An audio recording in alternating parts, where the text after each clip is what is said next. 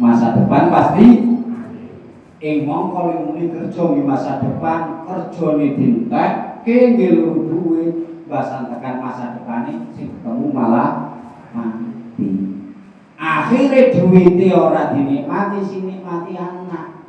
Terus akhirnya anake dorot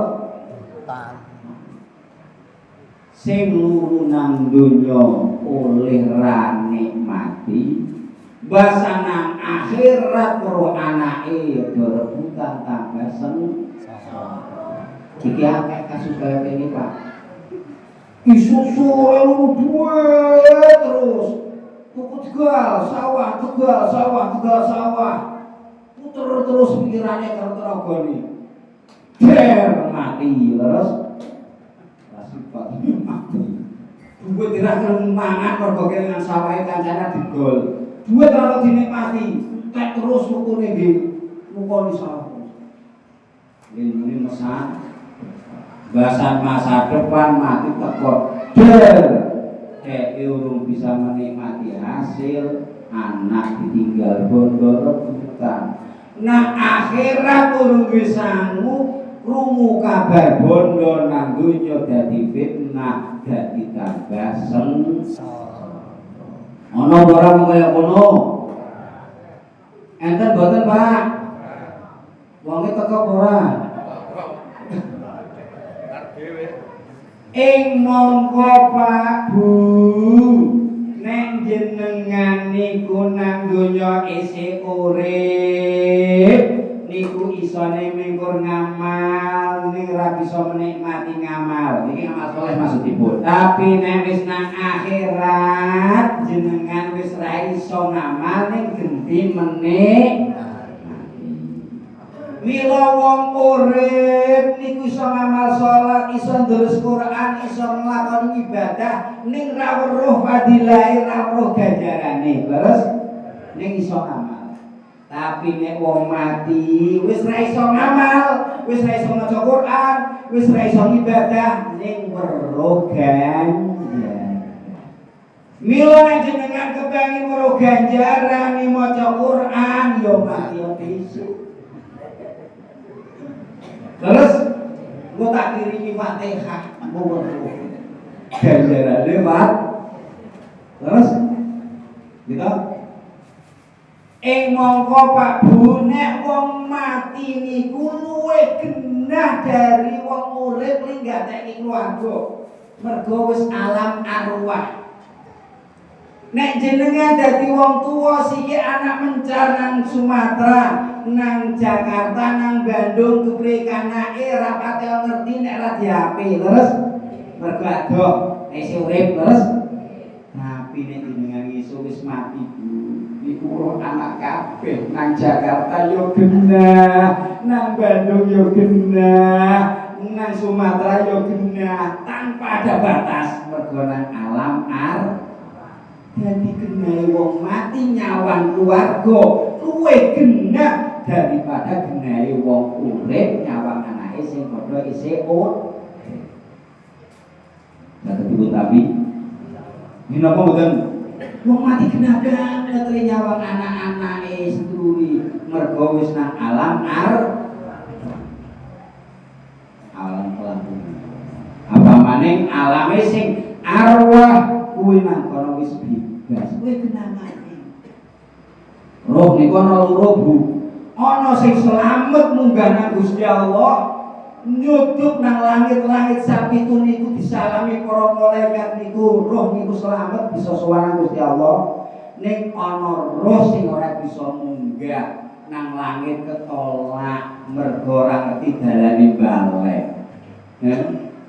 Ora ngerti dalane napa?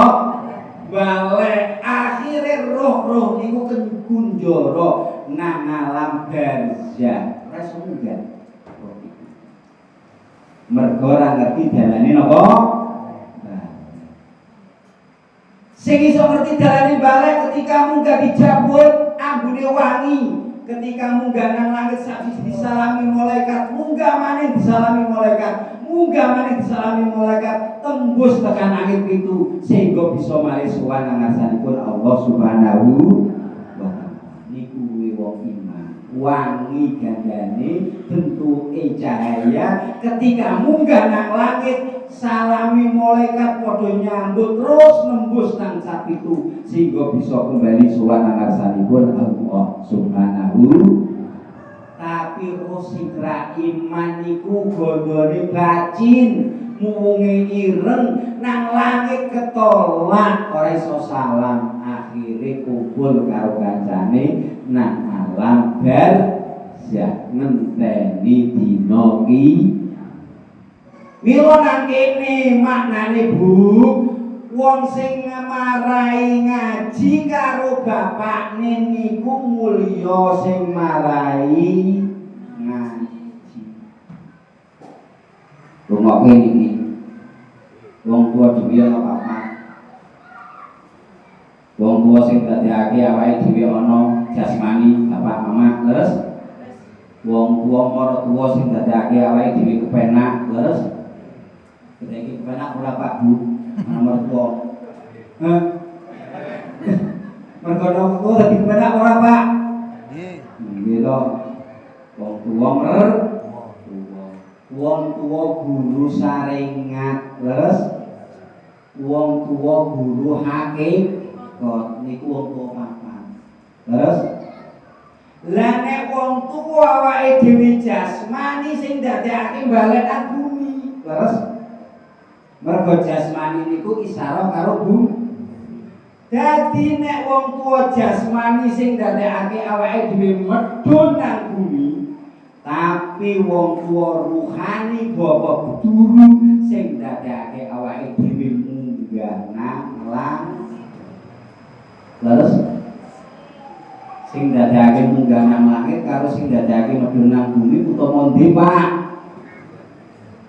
Pak, wong tuwa sing dadekake munggah nang langit karo wong tuwa sing dadekake medhun nang bumi utawa pundi? Utawa sing munggahke nang langit. Berarti wong tuwa sing ngopeni roh karo wong tuwa sing ngopeni jasad utawa pundi?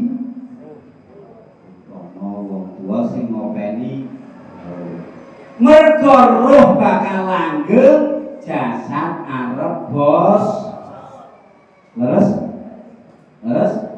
jasad arep bali nang bumi medhun. Nyatane gawe ruangan kok. Terus medhun apa mboten? Medhun nang bumi. Nyatane digawe lundakan kok. Medhun niku jas.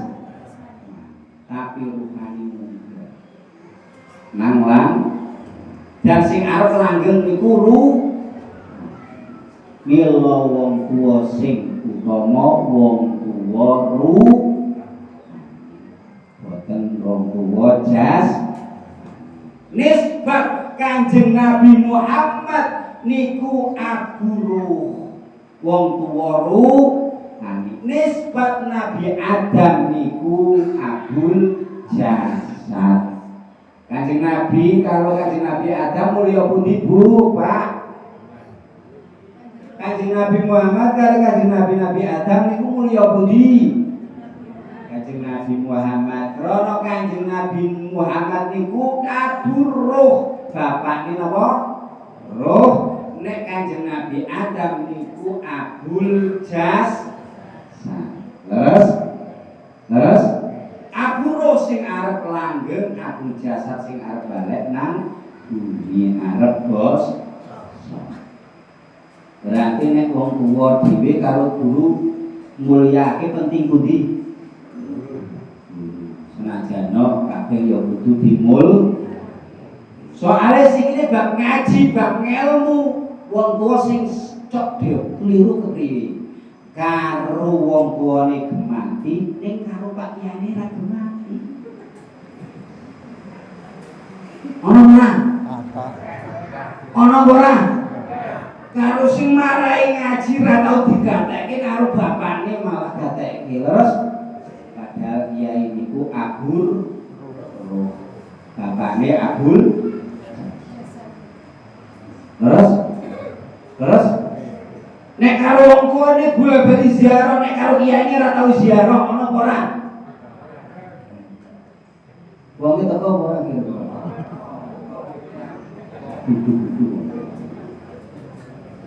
Bapakmu, bapakmu sing ora tau mulang niku medhunke nang bumi. Ning gurumu sing mari ngaji niku sing ngangkat rohmu nang lan niku isarae. Terus